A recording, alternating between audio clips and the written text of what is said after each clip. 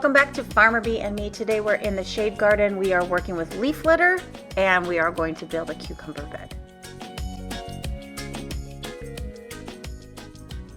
Alright, so right here, this is some of our soil that we got for the grow bags, but we know where there's a lot more of it, so we've been getting this area established. So right now we do have different squashes and stuff in here, and this is going to be a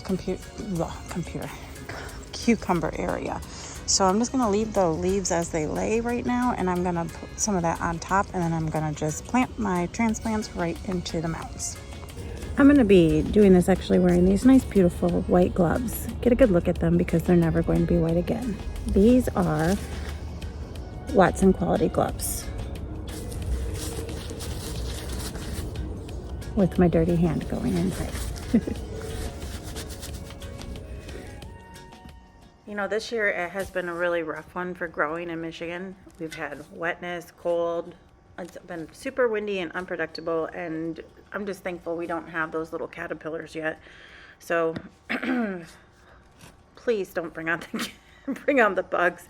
But today I'm making a new home for my cucumbers because they are barely hanging on due to all this weather. In this cucumber bed right here that I'm doing, I'm using the food forestry and regenerative gardening principles that I'm really trying to implement. And even though I'm not an expert, you don't have to be. It's about making the most of what's available. So using these leaf litters, soil, water, what we have, and compressing it down, we're creating a strong foundation for planting. It's kind of like crushing grapes for winemaking.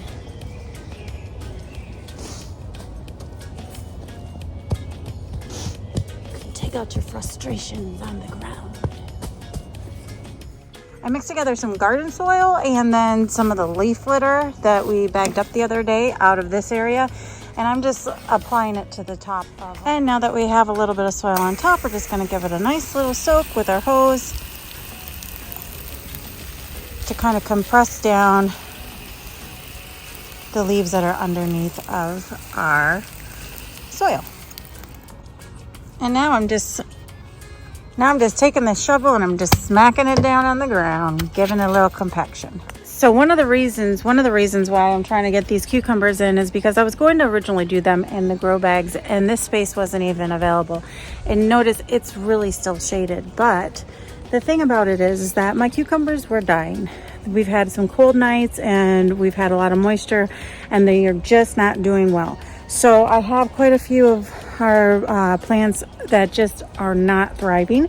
So I'm going to try and get these ones in the ground right now. I'm going to overplant a little bit in here, and that way if we do lose some of these still, I don't feel as bad. And if they don't make it, I'm still going to plant a few seeds in here.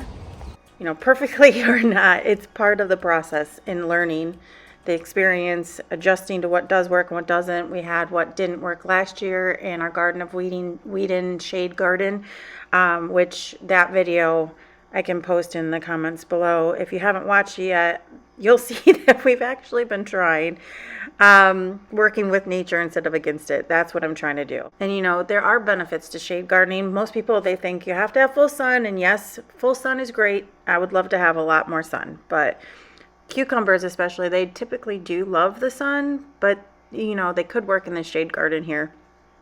Especially with this unpredictable growing season, shade could reduce the water loss and help protect them from scorching heat if it does start to get super hot, which could extend their growing cycle. I'm being hopeful here. Guys, this is Adra with Farmer Bee and Me. Stick around. If you haven't subscribed yet, please do so. If you like what you're seeing, please give a like. Leave a comment in the bottom. If you've had successes with shade gardening, I want to hear it.